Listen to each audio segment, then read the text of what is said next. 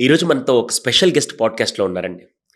ఎవరు అంటే, ఈ మధ్య మీరు అబ్జర్వ్ చేశారో లేదో పిల్లల్లో మానసిక సమస్యలు చాలా ఎక్కువైపోయాయి. అది ఆటిజం అవ్వచ్చు, ఏడీహెచ్‌డీ అవ్వచ్చు, డిస్లెక్సియా అవ్వచ్చు, లెర్నింగ్ డిసేబిలిటీ అవ్వచ్చు, చదువు మీద కాన్సంట్రేషన్ లేకపోవడం, మొబైల్ అడిక్షన్ ఇలా చాలా సమస్యలు పిల్లల్లో మీరు చూస్తున్నారు. దానికి అసలు కారణాలేంటి? ఆ సమస్యలు గుర్తించకపోతే పెద్దయ్యాక పేరెంట్స్‌కి, అటు పిల్లలకి ఎటువంటి ప్రాబ్లమ్ వస్తుంది? వీటన్నిటి గురించి తెలుసుకునేదానికి ఈరోజు నా బెస్ట్ ఫ్రెండ్, ఇప్పుడు మేమిద్దరం కలిసి ఒక కౌన్సెలింగ్ సెంటర్ కూడా స్టార్ట్ చేసాం, సేజ్ బ్లూమ్స్ అని మన సనత్ నగర్‌లో. అక్కడ నేను చేసే కౌన్సెలింగ్స్ అన్నీ నేను చేస్తాను. లేదు ఒక ఎక్స్‌పర్ట్ స్పెషలిస్ట్ కావాలంటే మాత్రం అటువంటి కేసులు చేయగలిగే వ్యక్తి క్లినికల్ సైకాలజిస్ట్ మాత్రమే. నేను సైకాలజిస్ట్ అయితే ఆయన RCI registered licensed clinical psychologist. His name is Mahesh Sanga. Mahesh Sanga, welcome for this podcast. నమస్తే. యాహ్! సో మీరు మీ ఎక్స్‌పీరియన్స్‌లో గత కొన్ని సంవత్సరాల్లో చూస్తే అంతకుముందు అసలు ఇన్ని మానసిక సమస్యలు లేవు. అందులో పిల్లల్లో ఏడీహెచ్‌డీ కానీ, ఆటిజం కానీ ఇలాంటివన్నీ లేవు. ఎందుకు ఈ మధ్య అసలు ఇన్ని మానసిక సమస్యలు ఎందుకు పెరిగాయి? సో, యాక్చువల్లీ నేను ఎంఫిల్ కంప్లీట్ చేసినప్పుడు 2017 ఆ టైంలో కేసెస్ ఉండే. బట్ ఆఫ్టర్ కోవిడ్ ఏమవుతుందంటే, కోవిడ్ టైంలో మనకి ఎక్కువ మొబైల్ అడిక్షన్ అంటే ఇప్పుడు మనకి స్క్రీనింగ్ అంటే ఐసోలేషన్ వల్ల సో, పేరెంట్స్ అంతా ఒక దగ్గర ఉండడము, లేకపోవడం వల్ల సో, మొబైల్ అనేది ఒక గ్రాడ్యువల్‌గా ఒక చాప కింద నీరు లెక్క అలవాటయిపోయింది. సో, ఆ టైంలో వాళ్ళకి కమ్యూనికేషను అనేది ఒక మొబైల్‌తో ఉంది. Self talk. అంటే ప్రెజెంట్ ఏందంటే అసలు ఈ మొబైల్ అనేది మనకు తెలియకుండానే మనకు లైఫ్‌లో బ్రీతింగ్ ఎంత ఇంపార్టెంటో ఒక మొబైల్ అనేది అంత ఇంపార్టెంట్ అయిపోయింది. అంటే మొబైల్ లేకపోతే ఒక ఉండలేని స్థితికి వచ్చారు. సో, ప్రతి దానికి ఇప్పుడు మనకి టెక్నాలజీ అనేది అంటే ఒకప్పుడు ఓల్డెన్ డేస్‌లో కమ్యూనికేషన్ ఉంటుంది. దాని తర్వాత మెసేజెస్ ఉంటుంది. బట్ ఇప్పుడు మ్యూజిక్ వినడము everything online transaction everything. So, అలా ప్రతిసారి మనకి ఒక కంపల్సివ్ యాక్ట్ అనమాట. సో, దానివల్ల తెలియకుండానే మనం అది లేకపోతే ఉండలేని స్థితికి వచ్చాము. అది పిల్లల మానసిక స్థితిని ఎలా ఎఫెక్ట్ చేసింది? ఆ మొబైల్ అనేది అందరూ అదే అంటున్నారు, మొబైల్ వల్ల ఎఫెక్ట్ అయిందని. కానీ ఆ మొబైల్ ఎలా ఎఫెక్ట్ చేసింది?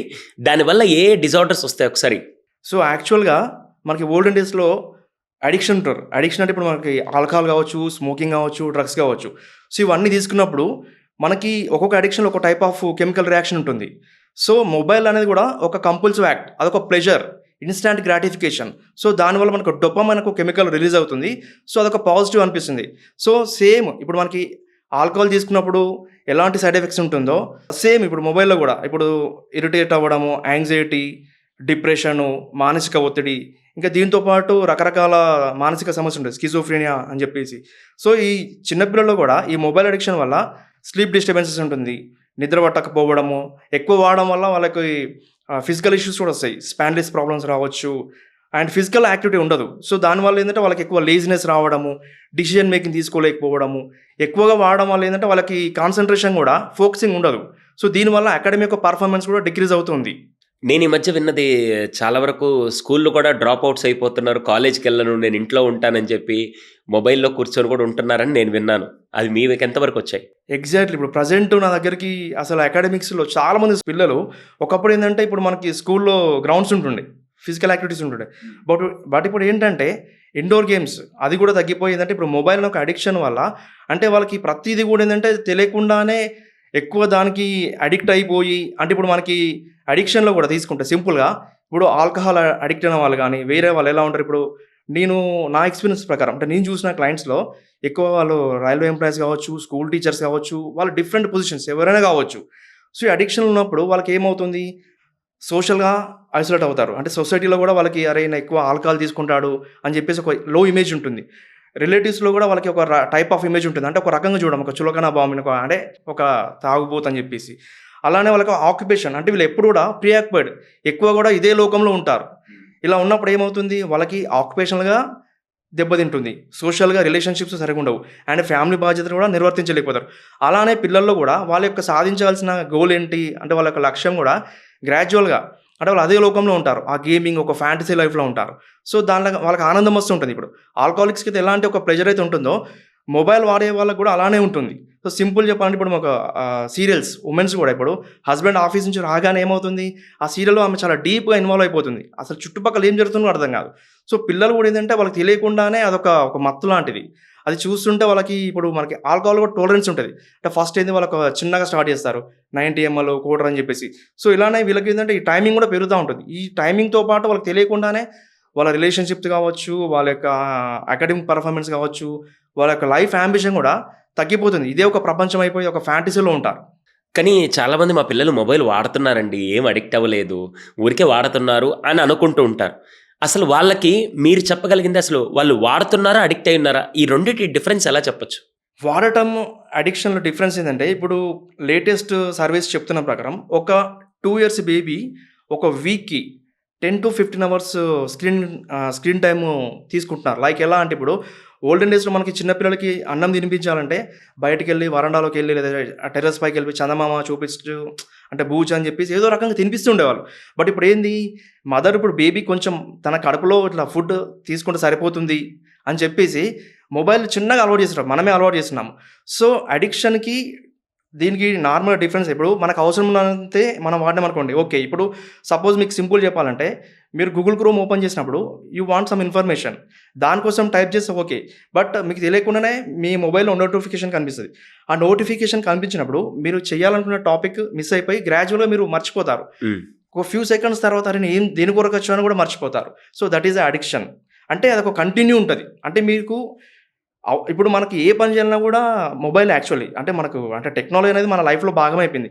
మనం దాన్ని ఒక మంచి వేలో వాడుకుంటే ఓకే. బట్ ఇప్పుడు మనం ప్రతిసారి అంటే కంపల్షన్ అంటే ఇఫ్ యూ టేక్ మీరు ఎక్కడైనా ట్రావెల్ చేసినప్పుడు ట్రైన్‌లో గానీ, బస్‌లో గానీ ఒక 10 మంది కూర్చుంటే ఆ 10 మందిలో ఒక 8 మంది చేతిలో మొబైల్ ఉంటుంది. అంటే మనకి ఏ చిన్న బోర్‌డమ్ ఫీల్ అవ్వడము. హ్మ్. సో అలా మనం బోర్ ఫీల్ అయిన ప్రతిసారి కూడా మొబైల్‌ని తీస్తా ఉంటాము. నోటిఫికేషన్స్ లేదా ఇప్పుడు మీరు ఒక స్టేటస్ పెడతారు, లేదా ఒక ఫేస్‌బుక్‌లో ఒక పోస్ట్ అప్‌లోడ్ చేసినప్పుడు అంటే మీకు ఎంతమంది లైక్స్ చేస్తున్నారు అంటే మీరు చూస్తా ఉంటారు. అంటే మీరు ఎక్కువ సమయం మొబైల్‌లోనే గడుపుతా ఉంటారు. అంటే మీ ఇంటెన్షన్ కూడా దాని చుట్టే తిరుగుతా ఉంటుంది. అదొక compulsory action. It's some kind of OCD. Okay. సరే, మీరు మొబైల్ అడిక్షన్ అన్నారు. ఓకే. ఆ మొబైల్ వల్ల ఈ పిల్లల్లో హైపర్ యాక్టివ్‌నెస్ కానీ, ఆటిజం కానీ ఇలాంటివి కూడా ఏమైనా ఎఫెక్ట్ అవుతాయా? 100% ఎలా యాక్చువల్లీ అండి? చాలా మంచి పాయింట్ రైజ్ చేశారు. ఇప్పుడు చిన్న పిల్లలో ఆటిజం రావడానికి మెయిన్ ఇది కూడా ఒక వన్ ఆఫ్ ది ఫ్యాక్టర్. అంటే ఆటిజం అనేది చాలా రీసెర్చ్ జరుగుతుంది. ఎగ్జాక్ట్‌లీ ఈ ఫ్యాక్టర్ అని చెప్పలేము. But autism is a communication disorder. So ఆటిజంలో ఇప్పుడు మీరు ఏమవుతుంది, ఇప్పుడు మనకి ఓల్డెన్ డేస్‌లో అంటే ఇప్పుడు ఓల్డెన్ డేస్ అని కాదు, ఇప్పుడైనా కూడా మనకి ఫ్యామిలీస్‌లో చాలా కుటుంబ సభ్యులు ఉంటారు. ఇప్పుడు పేరెంట్స్‌తో పాటు గ్రాండ్ పేరెంట్స్ ఉండేవాళ్ళు. సరే మైక్రో ఫ్యామిలీస్ ఉన్నా కూడా ఇప్పుడు పేరెంట్స్ ఇద్దరు కూడా ఎంప్లాయ్‌మెంట్ అని చెప్పేసి బిజీ లైఫ్‌లో అంటే వాళ్ళ కమ్యూనికేషన్ తగ్గిపోయి సో ఈ అలోన్‌గా ఉన్న సమయంలో మొబైల్‌తో కమ్యూనికేట్ చేస్తున్నారు. అండ్ చిన్న బేబీకి మామూలు ఇంటరాక్షన్ అనేది కూడా మొబైల్‌తో అవుతుంది. హ్మ్. అంటే రియల్ కమ్యూనికేషన్ అవ్వట్లేదు. సో అప్పుడు ఏమవుతుంది, తెలియకుండానే ఈ ఒక కమ్యూనికేషన్ గ్యాప్ అనేది వస్తుంది. సో వాళ్ళకి తెలియకుండానే వీళ్ళకి గాడ్జెట్స్‌కి ఒక అడిక్షన్ అనేది అవుతున్నారు. సో దీనివల్ల కమ్యూనికేషన్ ప్రాబ్లము, ఆటిజం కూడా వస్తుంది. అండ్ ఏడీహెచ్‌డీ కూడా వచ్చే ఛాన్సెస్ ఉంది. అంటే ADHD that is different. But ఏందంటే చాలా రకాల ఇష్యూస్ వస్తుంది. ఇంతకుముందు రోజుల్లో పిల్లలు జస్ట్ ఒక చోట కూర్చోబెడితే అక్కడే ఉండేవాళ్ళు. రోజంతా అయినా సరే వాళ్ళకి ఏదైనా ఒక చిన్న స్నాక్ ఇస్తే తింటూ అక్కడ కూర్చునేవాళ్ళు. ఇప్పుడు పిల్లలు అసలు ఉండట్లేదు. ఎవరి దగ్గరికైనా తీసుకెళ్ళినా లేకుంటే జనరల్‌గా కొంతమంది మీ వాడు హైపర్ యాక్టివ్‌గా ఉంటున్నారని చెప్పి అంటారు. చాలా వరకు అది లేమన్‌గా ఏడీహెచ్‌డీ అని అనేసుకుంటున్నారు. అసలు ఆ ఏడీహెచ్‌డీ అనేది పిల్లల్లో ఎందుకొస్తుంది? అసలది ఏడీహెచ్‌డీయా? జస్ట్ ఊరికే ఎక్కువ యాక్టివ్‌నెస్సా? ఏంటి ఆ డిఫరెన్స్‌లు అవన్నీ? యాక్చువల్లీ ఏడీహెచ్‌డీ అనేది అటెన్షన్ డెఫిసిట్ హైపర్ డిజార్డరు. బేసిక్‌గా మనకి ఓల్డెన్ డేస్‌లో ఇండ్లు చాలా పెద్దగా ఉంటుండే. గ్రౌండ్ ఉంటుండే. మనకు తిరగడానికి చాలా ప్లేస్ ఉంటుండే. సో చాలామంది ఇప్పుడు చిన్న సమస్యకు నాకు డిప్రెషన్ వచ్చింది. లేకపోతే ఏడీహెచ్‌డీ అంటే హైపర్ యాక్టివ్ అంటున్నారు కిడ్స్. ఇప్పుడు వాళ్ళకి ఆడుకోవడానికి చాలా ప్లేస్ ఉంటుండే. ఇష్టమున్నట్టు తిరుగుతూ ఉండాలి. ఇప్పుడేంది, ఇప్పుడు హైదరాబాద్ లాంటి మెట్రోపాలిటన్ సిటీస్‌లో రిస్ట్రిక్టెడ్ ఏరియా ఉంటుంది. సో వాళ్ళు బయటికి వెళ్ళలేక ఒక ప్లేస్‌లో బంధించడం వల్ల కూడా అది హైపర్ యాక్టివిటీ కాదు. హైపర్ యాక్టివిటీ అంటే మనకి బేసిక్‌గా ఏడీహెచ్‌లో 3 టైప్స్ ఆఫ్ సింప్టమ్స్ ఉంటాయి. లైక్ లక్షణాలు హ్మ్. Inner tension, hyper activity, impulsivity. హ్మ్. ఇన్నర్ టెన్షన్ అంటే వాళ్ళు ఒక దానిపైన సరిగా ఫోకస్ ఉండదు. ఒక పనిని పూర్తి చేయలేకపోతుంటారు. ఎక్కువ ఇప్పుడు అకాడమిక్స్‌లో తీసుకుంటే ఎక్కువ మిస్టేక్స్ చేయడము జరుగుతా ఉంటుంది. కేర్‌లెస్‌గా ఉండడము, పనిని కూడా మారుస్తూ ఉంటారు. హైపర్ యాక్టివిటీ అంటే ఏంటి? రెస్ట్‌లెస్‌నెస్ అంటే వాళ్ళలో అతి చురుకుదనం. ఒక దగ్గర కుదురుగా కూర్చోలేకపోతుంటారు. అంటే ఒక దగ్గర ఒక 5 మినిట్స్ కూడా కూర్చోరు. ఎక్కువగా జంపింగ్ చేయడము, ఉరుకులు పరుగులు ఎక్కువగా ఉంటుంది. ఇలా ఉంటుంది. హై ఎనర్జీ ఉంటుంది. ఇంపల్సివిటీ అంటే ఏంది? సపోజ్ ఏదైనా అడిగారనుకోండి, ఓపిక, సహనం తక్కువ ఉంటుంది. ఇమ్మీడియేట్‌గా కావాలి. హ్మ్. లేదంటే ఇద్దరు మాట్లాడుతుంటే మధ్యలో దూరుతా ఉంటారు. అండ్ ఇప్పుడు మనం ఏదైనా క్వెషన్ అడుగుతున్నప్పుడు మీరు అడగాల్సిన క్వెషన్ పూర్తి కాకముందే వాళ్ళు చెప్పేస్తా ఉంటారు. ఇవి ఇంపల్సివ్ యొక్క లక్షణాలు. ఇవన్నీ కూడా ఏంటంటే ఏడీహెచ్‌డీ లక్షణాలు. మామూలుగా ఇప్పుడు హైపర్ యాక్టివిటీ అంటా ఉంటారు. సో మనం ఏందంటే ఫస్ట్ మీరు సింపుల్‌గా గుర్తుపెట్టొచ్చు. పిల్లలకి అంటే ఎనర్జీ ఎక్కువగా ఉంటుంది. చాలా హైపర్ అంటే మీకు ఎలా ఐడెంటిఫై చేయొచ్చంటే ఎక్కువ ఉరుకులు పరుగులు. అంటే ఒక దగ్గర ఆగరు అసలు ఫస్ట్ ఆఫ్ ఆల్. వాళ్ళకు డేంజర్ అని కూడా తెలియదు. వెనక ముందు చూసుకోకరు. ఎక్కువ దెబ్బలు తగిలించుకుంటా ఉంటారు. జంప్ చేయడము. మీరేదైనా ఫంక్షన్‌కెళ్ళినప్పుడు కూడా ఉరుకుతా ఉంటారు పిల్లలు. ఎంత పట్టుకోవడానికి ట్రై చేసినా కూడా అవును. వాళ్ళకి అసలు మీకు దొరకరనమాట. ఆ ఎనర్జీని ఏందంటే మనం ఒక పాజిటివ్ వేలో సబ్స్టిట్యూట్ చేస్తే వాళ్ళలో కూడా చాలా అద్భుతమైన రిజల్ట్స్ వస్తది. ఏడీహెచ్‌డీ అనేది చాలామంది మనకు world top most people like scientist Edison కావచ్చు, ఐన్‌స్టీన్ కావచ్చు చాలా మందిలో కూడా ఉంటుంది. బట్ మనం ఏందంటే ఆ ఎనర్జీని ఒక పాజిటివ్ వేలో సబ్స్టిట్యూట్ చేస్తూ ఛానలైజ్ చేస్తే వాళ్ళు కూడా చాలా అద్భుతంగా రాణించగలుగుతారు. దీనికి సొల్యూషన్ ఉంటుంది. బిహేవియర్ థెరపీ లాంటివి తీసుకుంటే.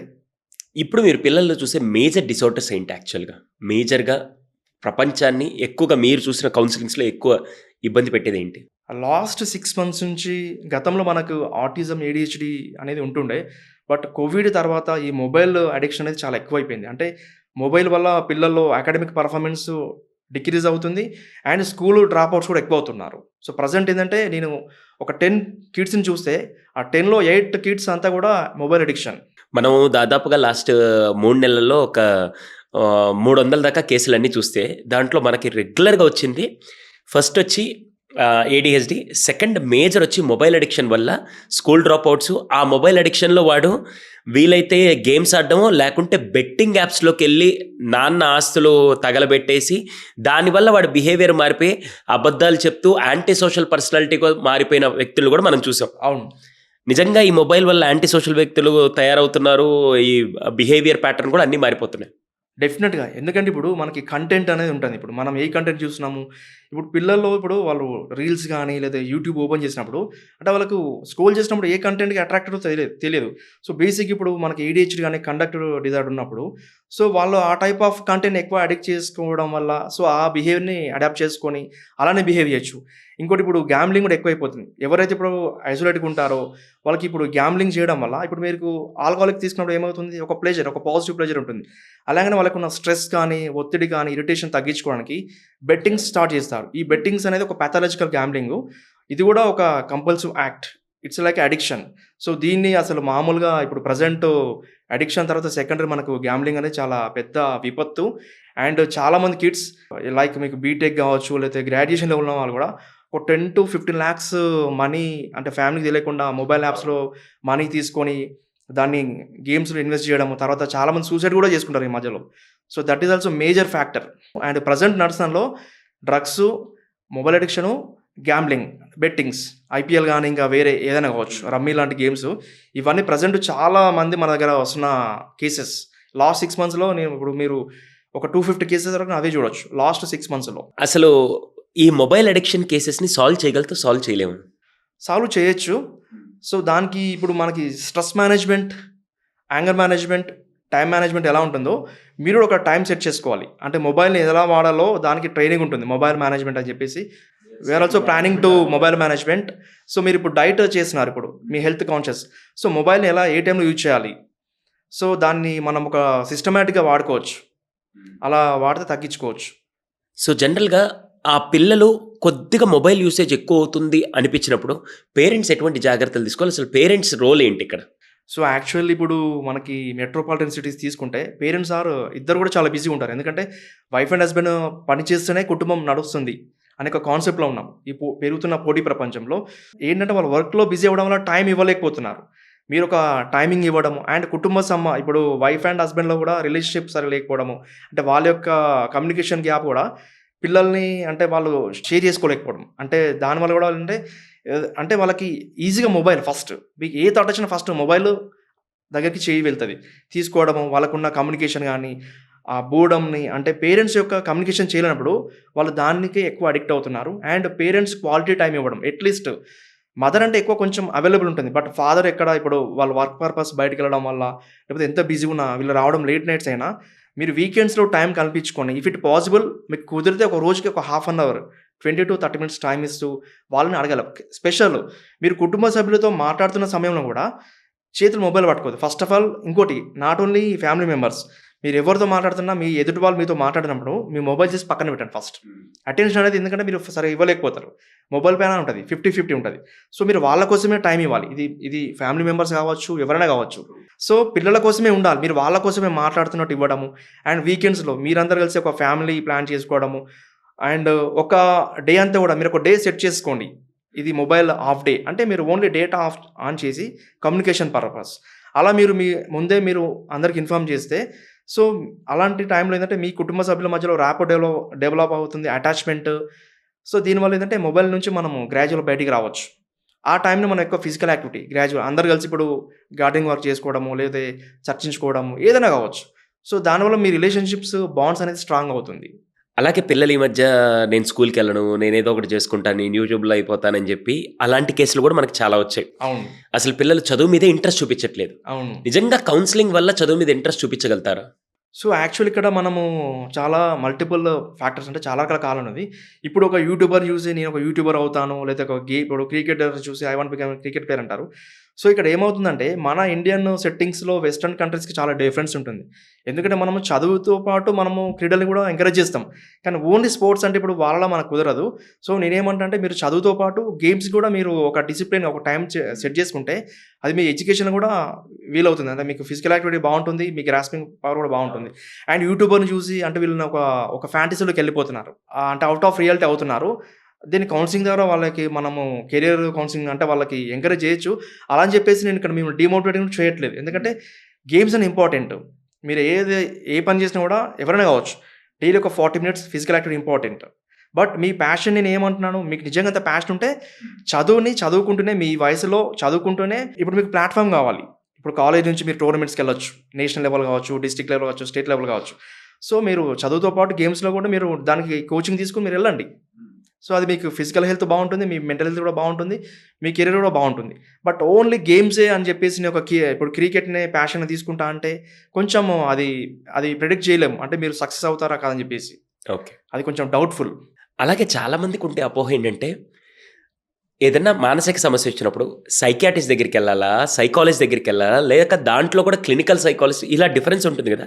అసలు ఈ మూడిటికి నాకు తెలుసు కాకుంటే మన వ్యూవర్స్కి, పైగా మీరు లైసెన్స్డ్ క్లినికల్ సైకాలజిస్ట్ కాబట్టి ఒకసారి క్లియర్గా ఏ సమస్యలకి ఎవరి దగ్గరికి వెళ్ళాలి, వాళ్ళ స్పెషలైజేషన్ ఏంటి ఒకసారి క్లియర్గా. ఓకే, ఇప్పుడు సైకాట్రిస్ట్ అంటే బేసిక్గా మనకి వాళ్ళు ఎంబీబీఎస్ తర్వాత 3 years ఎండీలో సైకియాట్రిస్ట్ స్పెషలైజేషన్ చేస్తారు. వీళ్ళు ఏంటంటే complete pure mental health issues పైన మెడికేషన్ ఇస్తారు. It's depends on the problem. మనకి సైకాలజీ తీసుకుంటే సైకాలజీలో చాలా బ్రాంచెస్ ఉంటుంది. సైకాలజీ అంటే ఏంది, మనకి గ్రాడ్యుయేషన్లో సైకాలజీ చేసి తర్వాత మనం పీజీ చేస్తాము. దీంట్లో కౌన్సిలింగ్ వర్క్ చేసుకోవచ్చు. అంటే జనరల్ బిహేవియర్ ఇష్యూస్లో వాళ్ళ యొక్క ప్రాబ్లం ఐడెంటిఫై చేసి దాని మీద కౌన్సిలింగ్ చేస్తారు. దీంట్లో మన క్లినికల్ సైకాలజిస్ట్ అనేది మాస్టర్స్ అందరు సేమ్ చేస్తారు. దీని తర్వాత క్లినికల్ సైకాలజీ అనేది మనకి ఇప్పుడు RCI rehabilitation counselling of India అనే నుంచి మెంటల్ హెల్త్ యాక్ట్ ప్రకారం వీళ్ళకి ఒక రిజిస్ట్రేషన్ నెంబర్ ఉంటుంది, ఒక లైసెన్స్ నెంబర్ ఉంటుంది. వీళ్ళు pure mental health issues like ఇప్పుడు మీకు డిప్రెషన్ కావచ్చు, యాంగ్జైటీ కావచ్చు, ఓసిడి కావచ్చు, బైపోలర్ కావచ్చు, అన్ని రకాల మానసిక సమస్యలకి వీళ్ళకి స్క్రీనింగ్ చేస్తారు. అంటే వీళ్ళ యొక్క డయాగ్నోసిస్ అంటే కొన్ని రకాల పరీక్షలు, మానసిక పరీక్షలు, అంటే కొన్ని బొమ్మలు చూపించడం లైక్ ప్రొజెక్టివ్ టెస్ట్ అంటారు, కొన్ని రిటర్న్ టెస్ట్ అంటే పేపర్ పెన్సిల్ టెస్ట్, ఐక్యూ, ఇవన్నీ చేయాలంటే వీళ్ళకి లైసెన్స్ ఉంటుంది. సైకాలజీ చేసిన వాళ్ళు ఏంటంటే కౌన్సిలింగ్ వర్క్ చేయొచ్చు, వాళ్ళ రూల్ అలా ఉంటుంది. బట్ ఇప్పుడు మీకు డిప్రెషన్ ఉంది, డిప్రెషన్ అంటే మీకు కూడా అర్థమవుతుంది, సైకాలజీ చేసిన వాళ్ళకి అర్థమవుతుంది, ఎవరికైనా అర్థమవుతుంది. ఆ డిప్రెషన్ యొక్క తీవ్రత ఎలా ఉంది, అది మైల్డ్గా ఉందా, మోడరేట్గా ఉందా, సివియర్గా ఉందా అన్నప్పుడు మనం కొన్ని పరీక్షలు చేస్తాము. సో వీళ్ళు థెరపీ అండ్ కౌన్సిలింగ్తో పాటు ఈ థెరపీ కౌన్సిలింగ్ చేయడానికి ముందు అసెస్మెంట్ చేస్తారు. ఓకే, అది చేయాలంటే క్వాలిఫైడ్ క్లినికల్ సైకాలజిస్ట్ చేస్తారు. అండ్ వీళ్ళు కూడా ఏం చేస్తారు, డిప్రెషన్ చాలా సివియర్గా ఉంది, మెడికేషన్ ఇంపార్టెంట్ ఉన్నప్పుడు, అవసరం ఉన్నప్పుడు వాళ్ళ ఒక సైకియాట్రిస్ట్కి రిఫర్ చేస్తారు. అక్కడికి వెళ్ళిన తర్వాత వాళ్ళకి మెడికేషన్తో పాటు కౌన్సిలింగ్ కూడా అవసరం ఉంటుంది.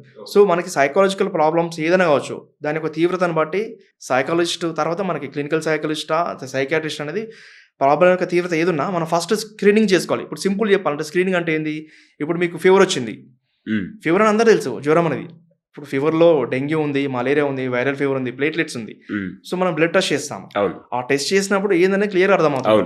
అలాగే మనకి మానసిక సమస్యలు వచ్చినప్పుడు అది ఆటిజం కానీ, ADHD కానీ ఏదైనా కావచ్చు, ఏ సమస్యకైనా మనము ఫస్ట్ మీరు ఒక క్లినికల్ సైకాలజిస్ట్ని కలిసినప్పుడు ప్రాపర్గా అర్థమవుతుంది మీకు. అంటే మెడికేషన్ వైపు వెళ్ళాలా, లేదా నార్మల్ కౌన్సిలింగా, లేదా సైకోథెరపీ అవసరమా. సో అది మనకి ఏంటంటే మీరు ఒక క్వాలిఫైడ్ క్లినికల్ సైకాలజిస్ట్ని కలిసినప్పుడు మీకు హెల్ప్ అవుతుంది, మీరు మోసపోకుండా. ఎందుకంటే ఇప్పుడు మనకి మార్కెట్లో చాలామంది మన ఇండియన్ సిస్టంలో నాకు తెలిసిందంటే నేను ఇక్కడ ఎవరిని డిమోటివేట్ చేయట్లేదు, బట్ మీకు అంటే మీ పరిధిలో మీరున్నప్పుడు అర్థం కానప్పుడు మీరు ఒక క్వాలిఫైడ్ డాక్టర్ పంపించండి. అవును. సో దానివల్ల ఏంటంటే వాళ్ళకి హెల్ప్ అవుతుంది, మనకి హెల్ప్ అవుతుంది. నేనే గత 12 సంవత్సరాల నుంచి ఆ పని చేస్తున్నాను. నేను మాస్టర్స్ క్లినికల్ సైకాలజీ చేశాను. ఒకసారి విజయవాడలో నేను ఒక సెషన్‌కి వెళ్ళినప్పుడు అక్కడ వాళ్ళ టైటిల్ ఏం రాశారంటే సుధీర్ సండ్ర క్లినికల్ సైకాలజిస్ట్ అని రాశారు. వెంటనే వాళ్ళకి నేను ఫోన్ చేసి, సార్ నేను ఎంఏ క్లినికల్ సైకాలజీ చేశాను కానీ నేను లైసెన్స్డ్ క్లినికల్ సైకాలజిస్ట్ కాదు. I don't have right to keep clinical psychologist. కావాలంటే సైకాలజిస్ట్ బ్రాకెట్‌లో క్లినికల్ అని స్పెషలైజేషన్ పెట్టొచ్చు కానీ అది కూడా బ్రాకెట్‌లో మాస్టర్స్ క్లినికల్ అని పెడితే అంతే కానీ I don't have right to keep clinical psychologist. చాలామంది నాకొచ్చే కేసుల్లో కూడా జనరల్ బిహేవియర్, జనరల్ కౌన్సిలింగ్ వరకే నేను చేస్తాను తప్ప ఇఫ్ ఎట్ ఆల్ ఏదైనా నెక్స్ట్ లెవెల్ వస్తే మాత్రం నేను మీకే ఎందుకు ఫార్వర్డ్ చేస్తానంటే I don't have that right. ఇప్పుడు నేనేదో కౌన్సిలింగ్ డబ్బుల కోసం మనం చేసామంటే డెఫినెట్గా అది ఆ క్లయింట్ యొక్క ఫ్యూచర్ని ఎఫెక్ట్ చేస్తుంది. ఇది చాలామందికి తెలియక మేమే అసెస్ చేస్తామని చెప్పి చాలామంది వెళ్ళిపోతుంటారు. కానీ స్ట్రాంగ్ అయితే మాత్రం నాకు తెలిసి సైకాలజిస్టులు అందరూ ఫిజిషియన్ డాక్టర్ లాగా, క్లినికల్ సైకాలజిస్టులు అందరూ స్పెషలైజ్డ్ డాక్టర్స్ లాగా. ఫిజిషియన్ అంటే మీరు ఏ ప్రాబ్లంకి వెళ్ళినా ఆయన జనరల్గా అడ్రస్ చేస్తారు. ఇప్పుడు మీకు జ్వరం వచ్చినా, దగ్గు వచ్చినా, చెవు నొప్పి వచ్చినా, తలనొప్పి వచ్చినా ఏదైనా కూడా ఆయన జనరల్ అడ్రస్ చేస్తారు. క్లినికల్ సైకాలజిస్ట్ అంటే స్పెషలైజ్డ్ పర్సన్స్ లాగా. ఇప్పుడు హార్ట్కి ఏదైనా ప్రాబ్లం వస్తే కార్డియో దగ్గరికి వెళ్తాం, బోన్కి ఏదైనా ప్రాబ్లం వస్తే ఆర్థోపెడిక్కి వెళ్తాం.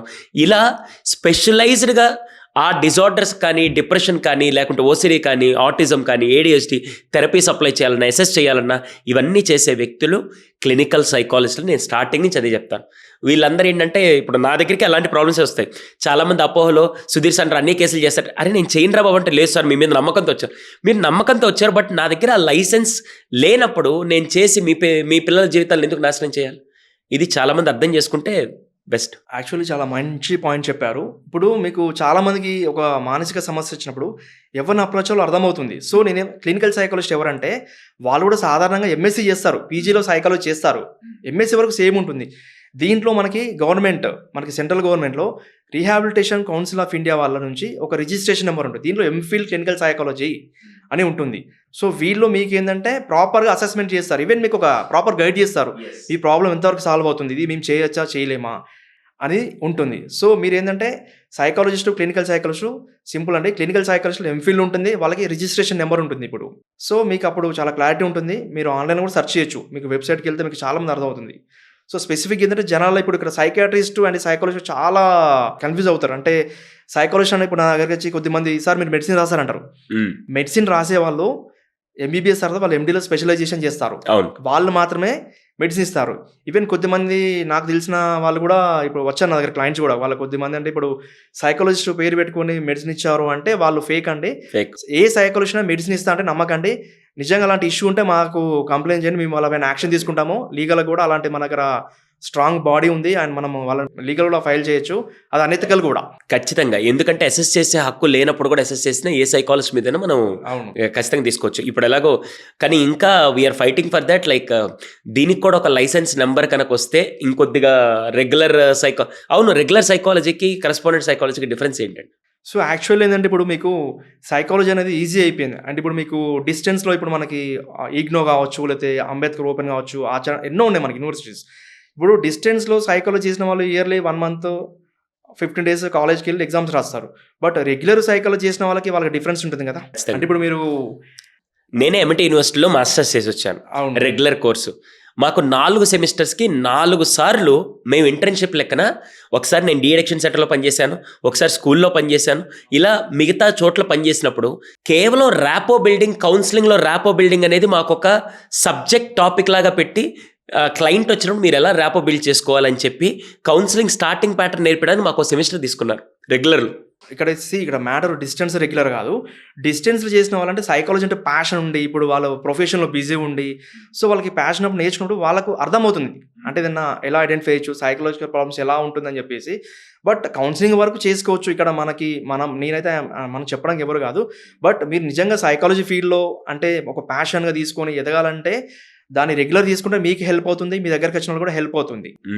సో ఇంకోటి ఏంటంటే మనకి ఇప్పుడు అసెస్మెంట్, ఇప్పుడు చాలామంది నా దగ్గరికి వస్తారు, సైకాలజిస్ట్ అసెస్మెంట్ చేస్తారు అంటే అది అనెతికల్ అండి. చేస్తే ఇప్పుడు మీకు ఎందుకంటే ఇప్పుడు లీగల్గా చాలా ఇష్యూస్ వస్తుంది. మీరు చేసి ఉండొచ్చు గతంలో, బట్ ఇప్పుడు ఏంటంటే నేషనల్ లెవెల్లో కానీ మనకు స్టేట్ లెవెల్లో చాలా బాడీస్ కూడా ఫామ్ అవుతుంది. They will take action. So అది చేయడం అనెతికల్. మీరు ఏమైనా ఐక్యూ టెస్ట్ చేయాలన్నా, ఏది టెస్ట్ చేయాలంటే మీరు ఒక క్వాలిఫైడ్ డాక్టర్ దగ్గరికి వెళ్తే మీకు బెనిఫిట్ అవుతుంది. అండ్ మీరు నేర్చుకున్న ఏందంటే అది చేసే వాళ్ళకి ప్రాబ్లమ్ అవుతుంది. ఇప్పుడు వాళ్ళకొక ఇష్యూ ఉన్నప్పుడు మీ దగ్గరికొచ్చినప్పుడు మీకు 4 డబ్బులు రావచ్చు. బట్ దానివల్ల వాళ్ళ లైఫ్ కూడా స్పాయిల్ అయ్యే ఛాన్సెస్ ఉన్నాయి. అంటే మీరు కరెక్ట్ డయాగ్నోసిస్ చేయకపోతే. ట్రూ. సో, అది కొంచెం జాగ్రత్తగా చూసుకొని చేసుకుంటే బెటర్.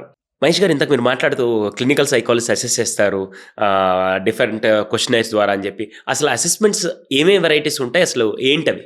బేసిక్‌గా మనకి వీటిని మనము సైకోమెట్రిక్స్ అంటాము. లేదా సైకాలజికల్ అసెస్మెంట్స్ అంటే దీంట్లో ఫస్ట్ పేపర్ పెన్సిల్ టెస్ట్ ఉంటది. అంటే కొన్ని క్వెషన్స్‌కి మీరు అడిగిన దానికి ఇట్లా సమాధానం చెప్పాల్సొస్తది. Paper pencil. తర్వాత కొన్ని ప్రొజెక్టివ్ టెస్ట్ అంటే వాటిని పర్సనాలిటీ అసెస్ చేస్తారు. అంటే కొన్ని ఇమేజెస్ చూపించి దానిలో వాళ్ళ యొక్క ఎలా రెస్పాండ్ అవుతున్నారు. అండ్ ఇంకా రకరకాల పర్సనాలిటీ టెస్ట్ కూడా ఉంటుంది. అంటే రోషాక్ చెప్పొచ్చు దాంట్లో? రోషాక్ అని మీకు టీఏటీ ఉంటుంది. అండ్ హెచ్ఎఫ్డిటి అంటారు. Human finger drawing test. Okay. అంటే వాళ్ళ యొక్క మానసిక విధానం ఎలా ఉంది. అంటే వాళ్ళ యొక్క కొన్ని డ్రాయింగ్స్ ద్వారా వాళ్ళ ప్యాటర్న్స్, వాళ్ళ ఆలోచన ఎలా ఉంది, వాళ్ళు డ్రా చేసినప్పుడు మనకు అర్థమవుతుంది. సో, వాళ్ళకి యాంగ్జైటీ ఉందా, ఇంకేమైనా సైకాలజికల్ డిస్టర్బెన్సెస్ ఉన్నాయా అనేది. సో, వాళ్ళ రెస్పాన్స్‌ని బట్టి అర్థమవుతుంది. అండ్ ఇక్కడ మీకు పర్సనాలిటీ టెస్ట్. ఇప్పుడు పర్సనాలిటీలో మీకు టెస్ట్ అనేది రకరకాలు ఉంటుంది. ఇప్పుడు మీకు బ్లడ్ గ్రూప్ ఉంటుంది. ఓ పాజిటివ్, ఏ పాజిటివ్, బి పాజిటివ్ అని చెప్పేసి. మనకి పర్సనాలిటీ కూడా ఇప్పుడు మీకు నార్సిస్టిక్ పర్సనాలిటీ ఉంటుంది, డిప్రెసివ్ పర్సనాలిటీ ఉంటుంది, హిస్టానిక్ పర్సనాలిటీ ఉంటుంది, స్కిజాయిడ్ పర్సనాలిటీ ఉంటుంది, యాంగ్షియస్, అవాయిడెంట్, రకరకాలు ఉంటాయి వ్యక్తిత్వాలు. సో, వీళ్ళు ఏ టైప్ ఆఫ్ పర్సను అనేది మనం కొన్ని పరీక్షల ద్వారా చేసినప్పుడు ఈ పర్సన్ ఇలాంటి పర్సనాలిటీ మనకి ఎక్కువ అర్థమైనప్పుడు అతను ఏ డిఫెన్సెస్ వాడుతున్నాడు, ఇతను ఎలా ఉన్నాడు. సో, మాకు అర్థమైనప్పుడు మన కౌన్సిలింగ్‌లో గానీ, థెరపీలో గానీ సో, మనకు ఎక్కువ చాలా ఎఫెక్టివ్‌గా ఉంటుంది. అతని వ్యక్తిత్వం మనకు అర్థమైతే దానికి తగిన మనం కౌన్సిలింగ్ చేయొచ్చు, థెరపీ చేయొచ్చు. సో, అలా మనకి సైకాలజికల్ టెస్టింగ్స్ అర్థమవుతుంది. అండ్ ఇంకోటి ఇక్కడ పర్సనాలిటీ వేరు, పర్సనల్ డిజార్డర్ వేరు. డిజార్డర్ అన్నప్పుడు మనకు దాన్ని కూడా మనకి థెరపీ కూడా అంటే ఇప్పుడు మనకి థెరపీ తీసుకుంటే మనకు ఇప్పుడు కాగ్నిటివ్ బిహేవియర్ థెరపీ ఉంటుంది, డీబీటీ అంటారు, డైరెక్టెడ్ బిహేవియర్ థెరపీ ఉంటుంది, ఆర్ఈబీటీ అంటారు. ఈ థెరపీస్ కూడా మనకి చాలా హెల్ప్ అవుతుందన్నమాట. సో, మనకు థెరపీ చేయడానికి ముందు మనం ప్రాపర్‌గా వాళ్ళని అడ్రెస్ చేయగలిగితే వాళ్ళని ఐడెంటిఫై చేసి వాళ్ళు ఏ ప్రాబ్లమ్స్ సఫర్ అవుతున్నారు. సో, దాని విధంగా మనం కౌన్సిలింగ్, థెరపీ ఉపయోగించి వాళ్ళ యొక్క కాగ్నిటివ్ రీస్ట్రక్చరింగ్, వాళ్ళ యొక్క ఆలోచన విధానంలో మార్పు తీసుకొస్తాము. వాళ్ళ యొక్క బిహేవియర్‌లో కూడా మార్పు తీసుకురావచ్చు. సో, ఇప్పుడు మీరు ఎలాగో బిహేవియర్‌లో మార్పు తీసుకురావచ్చు ఇవన్నీ చెప్తున్నారు. ఇప్పుడు ఏడీఎస్‌డి కానీ ఆటిజం వచ్చిన వాళ్ళకి మ్యాండేటరీ థెరపీస్ అని చెప్పి ఇప్పుడు మనం చెప్తూ ఉన్నాం. ఆక్యుపేషనల్ థెరపీ అవ్వచ్చు, బిహేవియరల్ థెరపీ అవ్వచ్చు, పిల్లల స్పీచ్ రాకుంటే స్పీచ్ థెరపీ. వీటన్ని ఎలా చేస్తారు? చేయడం వల్ల ఎన్ని రోజులు రిజల్ట్ వస్తుంది? చాలామంది పేరెంట్స్ వచ్చి, సార్ 1 మంత్ చేయించాను సార్, ఏమి రిజల్ట్ రాలేదు సార్, 1 మంత్ కౌన్సిలింగ్ వచ్చాను సార్, ఏమి రిజల్ట్ రాలేదని పిల్లల్ని మార్చినట్టు వీళ్ళు కౌన్సిలర్స్ని మారుస్తూ ఉంటారు. వాళ్ళకి మీరేమంటారు? బేసిక్ ఏదంటే ఇది మనకి మెంటల్ హెల్త్‌లో చాలామంది సైకియాట్రీ పేషెంట్స్ కూడా ఎందుకంటే వాళ్ళు డాక్టర్ ఫ్రీక్వెంట్‌గా చేంజ్ చేస్తుంటారు. సో, యాక్చువల్లీ ఇప్పుడు ఫస్ట్ ఆఫ్ ఆల్ మీకు మీ పిల్లలకి ఆటిజం కానీ, ఏడీహెచ్డీ కానీ ఏదైనా మానసిక సమస్య ఉన్నప్పుడు స్పీచ్ డిలే కావచ్చు, లేదా డెవలప్మెంట్ డిలే ఉన్నప్పుడు ఫస్ట్ మీరు ఒక క్వాలిఫైడ్ క్లినికల్ సైకాలజిస్ట్‌ని ఎవాల్యుయేషన్ తీసుకున్నప్పుడు మీరు వెళ్తున్న సెంటర్‌లో కూడా చూసుకోండి. ఇప్పుడు మీరు వెళ్తున్న సెంటర్‌లో లైక్ ఇప్పుడు స్పీచ్ థెరపిస్ట్ ఉంటారు, బిహేవియర్ థెరపిస్ట్ ఉంటారు, ఆక్యుపేషనల్ థెరపిస్ట్ ఉంటారు. వాళ్ళకి కూడా లైసెన్స్ ఉంటుందండి. ఇప్పుడు ఈ మధ్యలో హైదరాబాద్‌లో ఒక పెద్ద మాఫియా అయిపోయింది. చైల్డ్ డెవలప్మెంట్ సెంటర్ అని చెప్పేసి ప్రతి వాళ్ళు కూడా స్పెషల్ ఎడ్యుకేటర్ కూడా సిటీసీ పెడుతున్నారు. అంటే వాళ్ళున్న ఒక క్వాలిఫికేషన్‌తోనే అన్ని థెరపీస్ చేస్తున్నారు. అలా కాదండి, మీరు చెక్ చేయొచ్చు. మీరు వెళ్తున్న వాళ్ళు ఇప్పుడు మీ పిల్లలకి స్పీచ్ థెరపీ ఇచ్చేవాళ్ళు బీఎస్సీ ఏఎస్ఎల్పి అంటే దాంట్లో audiology and speech and language పెథాలజీలో ట్రైనింగ్ అయి ఉంటారు. వాళ్ళకు కూడా ఒక ఆశయ నెంబర్ ఉంటుంది. అంటే అలాంటి వాళ్ళు మీ పిల్లలకి థెరపీ ఇస్తే వాళ్ళకి స్పీచ్ నుంచి వాళ్ళు అంటే ఎక్కువ నేర్చుకునే ఛాన్సెస్ ఉంటుంది. Qualification is important. And occupation therapy that is also important. Behaviour therapy ఇచ్చే కూడా ఒక క్వాలిఫైడ్ సైకాలజిస్ట్ అయి ఉండాలి. బిహేవియర్ థెరపిస్ట్లో కూడా వాళ్ళు హెల్ప్ అవుతుంది. బట్ మీ పిల్లల్లో ఏంటంటే ఫస్ట్ ఆఫ్ ఆల్ మీకు ఇప్పుడు ఈ థెరపీలో కూడా ఇన్ని డేస్లో మీకు ఇంప్రూవ్మెంట్ వస్తుందని కూడా ఎవరు చెప్పలేరండి. అండ్ దాంట్లో కూడా తీవ్రత ఉంటుంది. ఇప్పుడు ఆటిజంలో కూడా మైల్డ్, మోడరేట్, సివియర్ ఉంటుంది. అండ్ మీరేంటంటే ఇప్పుడు థెరపీ చేసుకునే ముందు ఫస్ట్ మీకు ప్రాపర్ ఎవాల్యుయేషన్ జరగాలి. అది జరిగినప్పుడు మాత్రమే మీ పిల్లలకి హెల్ప్ అవుతుంది. అండ్ ఇన్ని రోజుల్లో హీల్ అవుతుందని కూడా చెప్పడం కష్టము. It's a consistency process. Okay. So, minimum అనే అట్లా ఏముండదు. మీరు ఒక 6 months మీరు కంటిన్యూ థెరపీ తీసుకున్నప్పుడు ఇఫ్ టేక్ ఆటిజం పిల్లలు తీసుకుంటే ఆటిజం వాళ్ళకి ఆక్యుపేషన్ థెరపీ అవసరం ఉంటుంది, అండ్ స్పీచ్ థెరపీ అవసరం ఉంటుంది, బిహేవియర్ థెరపీ అవసరం ఉంటుంది. కొద్దిమంది ఏం చేస్తారు, ఇప్పుడు మా దగ్గరికి వస్తారు, సార్ మేము ఒకటి ఆక్యుపేషన్ తీసుకుంటామంటారు. అలా కాదండి, 3 థెరపీస్ సైమల్టేనియస్‌గా తీసుకున్నప్పుడు మీకు ఇంప్రూవ్మెంట్ ఉంటుంది. అండ్ ఇప్పుడు మీరు ఏం చేస్తారు, మేము ఎలా డబ్బులు పే చేసామని చెప్పేసి థెరపిస్ట్ల పైన డిపెండ్ అవుతారు. అలా కాదు, మీకు ఇంటి దగ్గర కూడా వర్కౌట్ చేయాలి మీరు. అంటే మీరు మా దగ్గర మీ పిల్లల్ని ఒక 1-2 hours వదిలేస్తారు, అది కాదు, మీ పిల్లలు మీ దగ్గర 22 hours ఉంటారు. మీరు కూడా ట్రైన్ చేయాలి. అండ్ మీరు కూడా క్వాలిటీ టైం ఇవ్వడము, మీరు కూడా కొంచెం వాళ్ళకి టెక్నిక్స్ చెప్తారు, వాళ్ళు అక్కడ థెరపీ సెంటర్స్లో చెప్తారు. పేరెంట్స్కి థెరపిస్ట్ ఇచ్చిన టెక్నిక్స్ మీరు ఇంప్లిమెంట్ చేస్తే రిజల్ట్ అనేది ఇంప్రూవ్మెంట్ త్వరగా కనిపిస్తుంది వస్తుంది. అలా. కానీ ఇన్ని రోజుల్లో ఎగ్జాక్ట్లీ అనేది ఎవరు చెప్పారండి. అది ఎవరైనా మీకు మీ పిల్లల్ని మేము 6 months బాగు చేస్తాము, మంచిగా అవుతారు అని చెప్తే అది బ్లఫ్ అండి. It's impossible. అంటే కొంచెం ప్రాబ్లం ఉండొచ్చు. మామూలు ఇప్పుడు ఏడిహెచ్ ఉన్నప్పుడు ఓకే, మైల్డ్ ఉన్నప్పుడు కొంచెం ఇంప్రూవ్మెంట్ కనిపిస్తుంది, కానీ కంప్లీట్గా హీల్ అయ్యే ఛాన్స్ ఉండదు. అండ్ ఇంకొకటి, మీ పిల్లల్లో ఇప్పుడు ఆటిజం అనేది ఒకసారి మీకు వచ్చినప్పుడు చాలామంది ఏంది, ఇప్పుడు మేము థెరపీ తీసుకున్నాము అనుకుంటారు. మీ పిల్లలకి ఆటిజం కానీ ఏడిహెచ్డి ఉన్నప్పుడు దాని యొక్క బిహేవియర్, ఇప్పుడు ఏడిహెచ్ ఉన్న కిడ్స్ని కనుక పిల్లలకి ఏమవుతుందంటే దాని యొక్క ప్రభావం అనేది ఎంతో కొంత మీకు పెద్ద అవుతున్న కొద్ది ఎంతో కొంత బిహేవియర్లో కనిపిస్తుంది. అప్పుడు మీరు మళ్ళీ కౌన్సిలింగ్ తీసుకోవడము, థెరపీ తీసుకోవడము, అంటే ప్రొఫెషనల్ హెల్ప్ తీసుకోవాలి. అప్పుడు మీకు బాగుంటుంది. ట్రూ అండి. చాలామంది మహేష్ అదే ప్రాబ్లంలో ఎక్కడంటే చాలామంది థెరపీస్కి వచ్చాము, రాలేదు, ఇది వచ్చాము, జరగలేదు అని చెప్పి వెళ్ళిపోతూ ఉంటారు. కానీ దీనికి మాత్రం టైం పడుతుంది అనేది చాలా ఇంపార్టెంట్ థింగ్. యా. అండ్ ఇంకొకటి, మీరు ఇప్పుడు సెంటర్స్కి వెళ్తారు, ఏ సెంటర్కి వెళ్ళినా అదే ఉంటుందండి. మీరు సెంటర్ని చూజ్ చేసుకున్నప్పుడు ఒకటే అండి, క్వాలిఫికేషన్ కరెక్ట్ ఉందా లేదా చూసుకోవాలి. ఇప్పుడు ఏంటంటే ఇప్పుడు హైదరాబాద్లో చాలా మా దగ్గరికి కంప్లైంట్స్ కూడా వస్తున్నది. అండ్ అంటే ఇప్పుడు అంటే సరైన క్వాలిఫికేషన్ లేని పర్సన్ కూడా స్పీచ్ థెరపీ చేస్తున్నాడు, ఆక్యుపేషన్ థెరపీ చేస్తున్నాడు, బిహేవియర్ థెరపీ చేస్తున్నారు. అంటే ఈ మధ్యలో కొన్ని సెంటర్స్ నేను నేమ్ చెప్పాను. అంటే ఇప్పుడు ఇంటర్ తీసుకొచ్చిన పిల్లలకు వీళ్ళే ఒక 1 month 2 month ట్రైనింగ్ ఇచ్చేసి పెట్టేసి అలా థెరపీస్ చేస్తున్నారు. దానివల్ల ఏంటంటే మీకు డబ్బులు పోతుంది, టైం వేస్ట్ కూడా అవుతుంది. అందుకే మహేష్ గారు మనం స్టార్ట్ చేసిన దాంట్లో మాత్రం ఇవన్నీ జాగ్రత్తలు తీసుకుంటూ ఎక్స్పీరియన్సర్ సైకాలజిస్ట్ని ప్లస్ అలాగే స్పీచ్ థెరపిస్ట్ని ప్రాపర్గా తీసుకొని మనం పెట్టే అవి జాగ్రత్తలన్నీ తీసుకొని, పైగా నేను చేసే జనరల్ కేసులు నేను చేస్తున్నాను, కానీ క్లినికల్ సెటప్లో చేయాల్సినవన్నీ మ్యాక్సిమం మీరే చేస్తూ మనం అదే వర్క్. ఎందుకంటే ఇక్కడ వాళ్ళంత భయంతో నమ్మకంతో వాళ్ళు ఒక ప్రాబ్లంతో వచ్చినప్పుడు దానికి సొల్యూషన్ ఇవ్వడానికి మనం ప్రయత్నిస్తున్నాం. అండ్ ఇక్కడ 1 more పాయింట్ నేను యాడ్ చేస్తున్నానండి. యాక్చువల్లీ చూడండి, పేరెంట్స్ ఇప్పుడు మీరు చాలా ఇన్వెస్ట్ చేస్తున్నారు. మామూలుగా మనము ఒక పిల్లోడికి స్కూల్ ఫీజు కట్టాలంటే ఒక 50,000 కట్టాలంటే చాలా ఆలోచిస్తాం. అవును. అలాంటిది ఒక పిల్లోడు సెంటర్కి వచ్చినప్పుడు వాళ్ళకి డబ్బులు చాలా అవసరం. అంటే ఇప్పుడు మీకు ఒక 6 months to 1 year కావచ్చు, it's depends on the kid. మీరు అంత మనీ ఇన్వెస్ట్ చేసినప్పుడు మీరు వెళ్తున్న పర్సన్ క్వాలిఫైడా కాదు ఎంక్వైరీ చేసుకోండి. స్పీచ్ థెరపిస్ట్కి అయితే మినిమం బీఎస్సీ అంటారు, అంటే బీఎస్సీ ఏఎస్ఎల్పి, అది ఇంపార్టెంట్ అండి. ఆక్యుపేషన్ థెరపీ కూడా ఇంపార్టెంట్. అంటే వాళ్ళు కూడా క్వాలిఫికేషన్ మీరు అడగండి సెంటర్కి వెళ్ళినప్పుడు, ఎందుకంటే మీరు అంత డబ్బు పే చేస్తున్నారు. అవును. మినిమం మీరు 6 months to 1 year చేసినప్పుడు ల్యాక్స్ ఆఫ్ మనీ ఇన్వెస్ట్ చేస్తున్నారు. మీరు ఖచ్చితంగా వాళ్ళ లైసెన్స్ నెంబర్ ఉంటుంది, అడగండి. RCI, rehabilitation council of India నుంచి వాళ్ళకి ఒక రికగ్నిషన్ ఉంటుంది, ఆ నెంబర్ అడగండి. ఎందుకంటే మీ దగ్గర చాలామంది అండి హైదరాబాద్లో 90% సెంటర్స్ మొత్తం ఫేక్ సెంటర్స్ నడుస్తున్నది. మీరు ప్రాపర్గా చెక్ చేసుకోండి. అలాంటి వాళ్ళు మీకు ఏమైనా కనిపిస్తే మాకు అప్రోచ్ అవ్వండి, మేము మీకు డెఫినెట్గా హెల్ప్ చేస్తాము.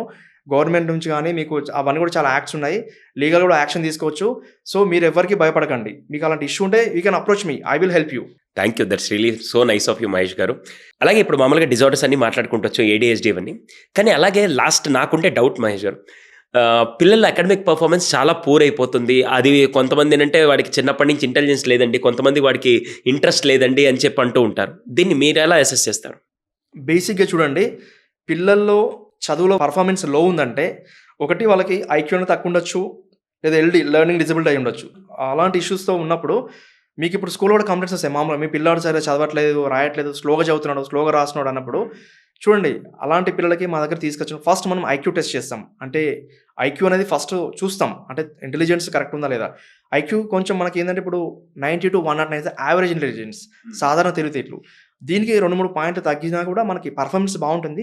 మేబీ అది కూడా ఒక ఫ్యాక్టర్ అయి ఉండొచ్చు, లేదా learning disability, learning difficulty, SLT, ఇవన్నీ కూడా అయి ఉండొచ్చు. సో మనము దాన్ని ప్రాపర్గా అసెస్ చేసిన తర్వాత చెప్పగలుగుతాము. మేబీ అది కూడా one of the factor through అకాడమిక్స్లో. లేదంటే ఇప్పుడు కొద్దిమంది పిల్లలకి ఐక్యూ కూడా బాగుంటుంది, బాగున్నా కూడా వాళ్ళకి ఏంటంటే ఎల్డీ కూడా ఉండొచ్చు, దానివల్ల వాళ్ళకి స్లో ఉండొచ్చు పర్ఫార్మెన్స్లో, రైటింగ్లో స్లో ఉంటుంది, లేదా లెటర్ చదివేటప్పుడు కూడా లెటర్స్ నంబర్స్ కన్ఫ్యూజ్ అవుతారు, లేదా ఇప్పుడు P+లు B పలకడము, 81ని 18 అనుకోవచ్చు, అంటే రివర్స్లో రాయడము, స్లోగా రాస్తారు, స్లోగా చదువుతారు. ఇది మేబీ ఎల్డీ కూడా అయి ఉండొచ్చు. సో మనం ప్రాపర్ చెప్పలేము. ఇలాంటి ఇష్యూ ఉంటే కూడా మనం డీల్ చేయొచ్చు. సో చాలా చాలా థ్యాంక్స్ మహేష్ గారు, చాలా ఇన్పుట్స్ ఇచ్చారు. ఇంకా భవిష్యత్తులో ఒక్కొక్క డిజార్డర్ గురించి మనం ఇన్ డీటెయిల్గా మాట్లాడుకుంటూ చేద్దాం.